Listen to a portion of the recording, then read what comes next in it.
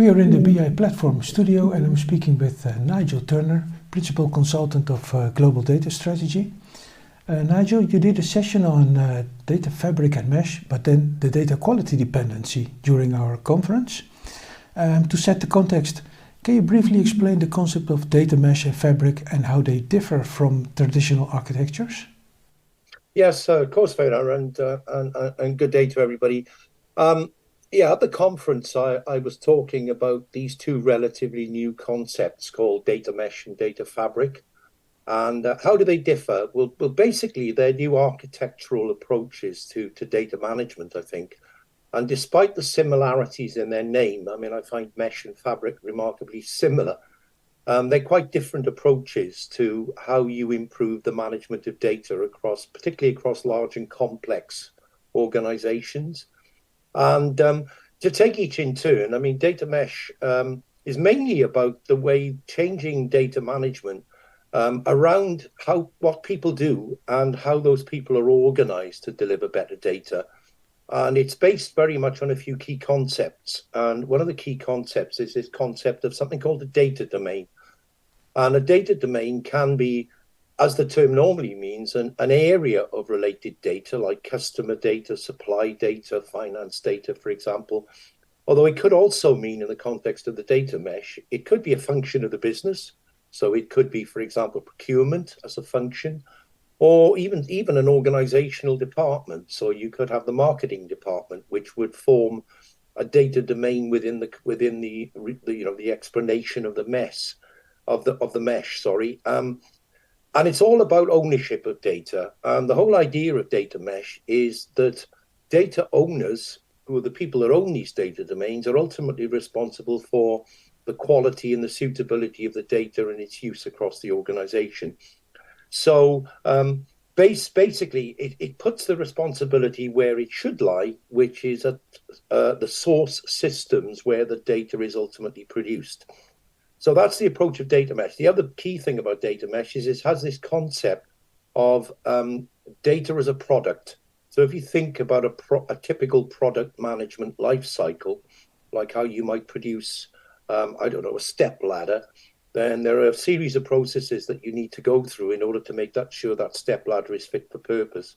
And a very similar approach is taken in the data mesh, to sort of defining the requirements of what a step ladder should be able to do, developing some prototypes, for example, then developing, manufacturing the thing at scale, testing it with customers, and then delivering it as a product to customers.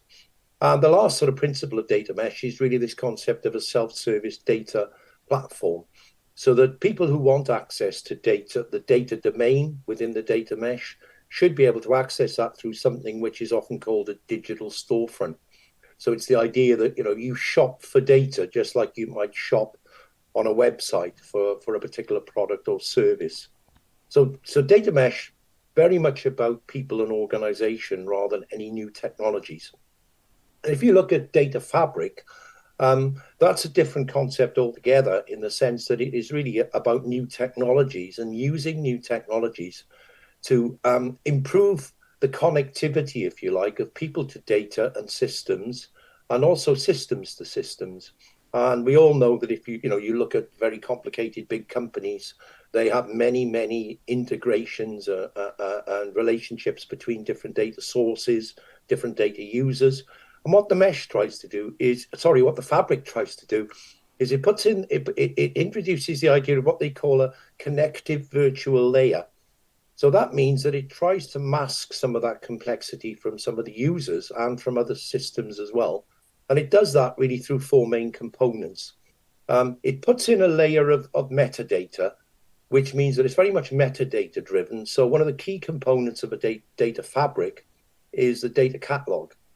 The other key component in there is a data integration layer, to simplify the many integrations between source systems and users, and also a master data management layer, so that commonly shared data, which is used widely across an organization, is primarily held within the fabric itself rather than many source systems.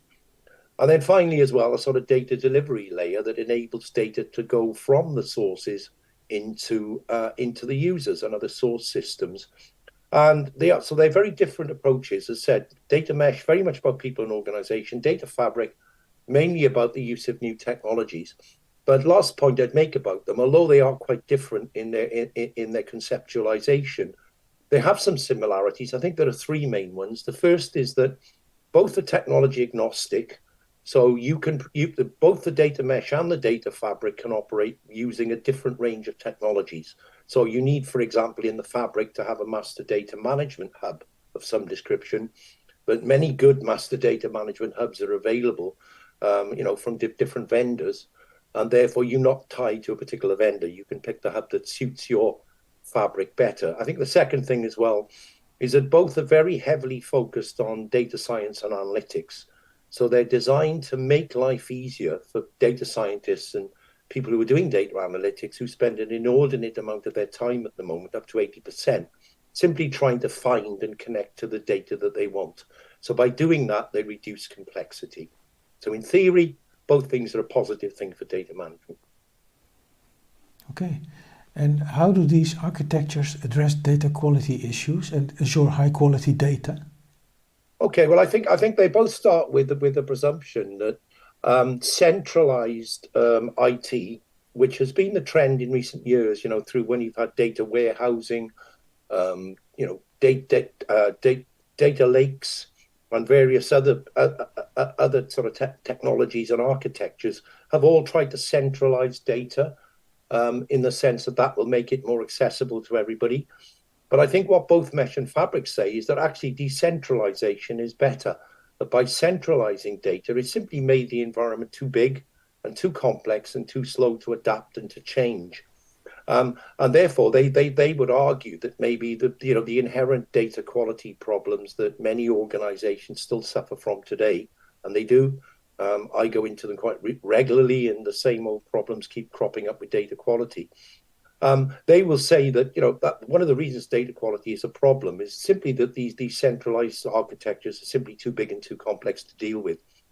So what they tried to do, the data mesh tries to do it by this concept of a data domain. So it puts the responsibility for data quality firmly on the data domain owner, and by doing that, there's nowhere to hide. The buck stops there. And it's up to that data owner to make sure that the data is fit for purpose for all the people that want to use it. In the mesh, in the fabric, in contrast, it is possible. When many of the things that I've just described within the fabric, within this connective layer, are there designed to improve data quality. So, for example, data catalogs, which would help you to indicate where physically data is held. Data catalogs would also hold things like data quality rules, for instance, so that when you're using data, then you understand the provenance of the data, you understand the rules that apply to it, and how well you can rely upon it. So, and the other thing, of course, as well, is that if you highlight where data quality issues arise from source systems, as you're pulling it through the connective tissue of the fabric, then that in itself will help to highlight data quality issues at source, and hopefully, therefore, would encourage people within organizations to start to fix those at source rather than try and fix them in the fabric itself.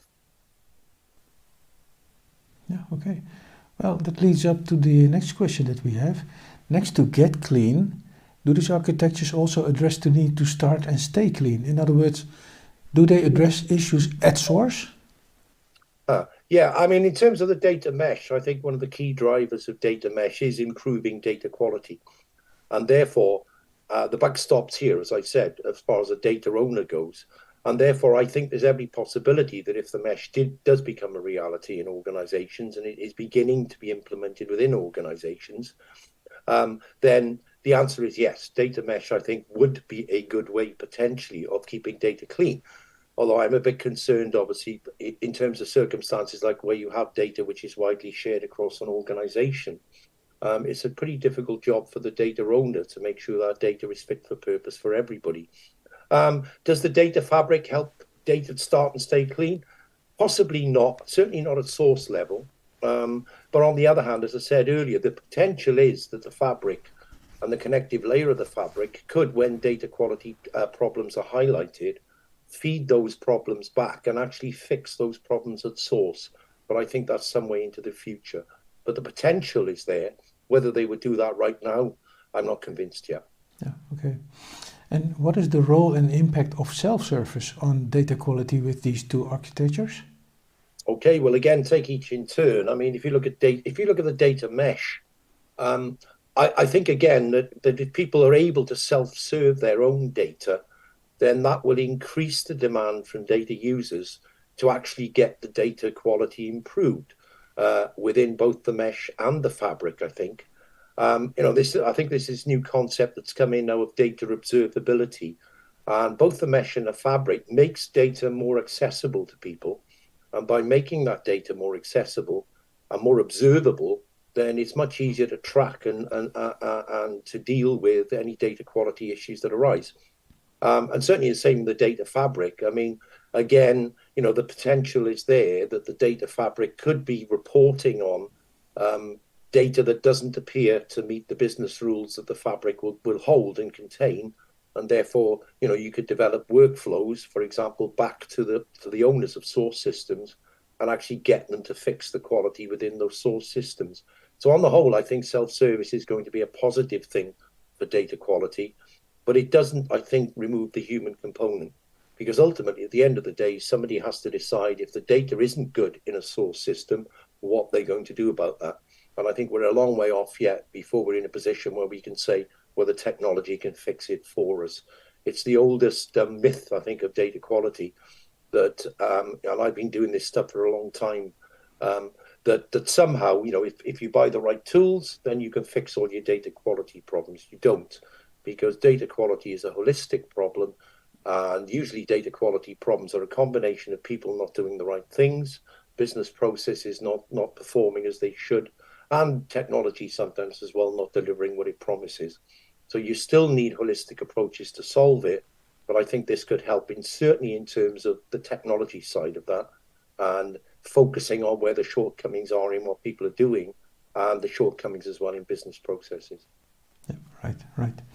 Okay, and how do you see the role of data governance and stewardship changing with the adoption of a data mesh approach? Yeah, well, I think that one of the big criticisms, if you like, of traditional data governance and the concepts of data stewardship and data ownership have been this centralization. That certainly the people that advocate the mesh and the fabric are of the belief that data governance is actually a constraining force on agility and on innovation. The data governance, if you like, is a dead hand that stops people experimenting with data and innovating with data. I think that's a slight misperception. I think it can be in some organizations. It depends on the way that governance has been implemented. But so, in other words, what it's suggesting, if you take the mesh, then I keep saying this, but the whole idea that data stewardship, data ownership is very much firmly at domain level. And therefore, your data owners and your data stewards would also be part of that domain. So that, the domain owner is the equivalent, I think, of a data owner. And the data stewards would be the people working within that data domain to actually shepherd the data on a day-to-day basis. So I think that, that doesn't change the roles, but it changes maybe where those roles are performed, although not necessarily, depending on the way that data governance is implemented within a particular organization. And if you take the data fabric, I think the danger slightly of the data fabric is that the technology promise is that, technology can almost do without the human intervention, that eventually, you can implement technical data governance in the sense that the fabric will identify the problems, it can fix the problems, etc. But for the reasons I mentioned earlier, I think that's still a bit of a pipe dream at the moment, and we're quite a long way from that. Yeah, okay. Well, final question, Nigel. What implications do the advancements of AI and machine learning have for data quality in the data fabric? Well, a data fabric, again, I mean, the possibility of using AI and machine learning in data quality is not a new thing. It's still, I think, in its infancy to many extent. But I mean, you've got the possibility of having what I would call an end-to-end data quality environment. So say, for example, you're generating data from a sensor somewhere as part of, Internet of Things, then you can actually put some data quality rules within that sensor to make sure that the sensor, before it even sends the data, transmits the data to a data repository somewhere is checking data quality. And if suddenly, the readings of that sensor seem way off what they normally are, then you could use AI to actually identify what may be wrong with the sensor. So I think that's very positive. And as I said, if you put it in the fabric as well, what you're actually doing is checking data quality at almost at every stage. So I think that the potential again is there that these new technologies like AI and machine learning could actually help to identify and even in some cases fix problems with data quality. A couple of examples of how they could fix it, for example, is that where you've got the old problem with duplicate records, where you've got several records for the same customer or for the same transaction being generated. Then with the right learning, then AI, for example, could find ways of identifying those. It'll build its own data quality rules and start to flag up and highlight where you have multiple instances of the same record. And I think the other potential as well for AI and ML is very often, another common problem with data is, and particularly with data quality, is that there's missing data. There are gaps in the data simply because either there's a malfunction in a machine somewhere, or maybe a human being who's entered in a screen of data forgets to enter particular fields. Then AI, ML could fill in some of those data gaps and could say, well, normally, if a person is of this gender and this is their first name, then there should be some relationship between gender and first name. I know it's slightly more complicated these days than it used to be in that respect, but that's the sort of potential that I think these technologies have. But again, I don't think we should bet our houses on them. They've got a long way to go, I think, before we can really fully rely on them and ensure that they don't make bad decisions simply because they're not trained effectively. Yeah. Okay, well, thank you very much, Nigel, for the interview.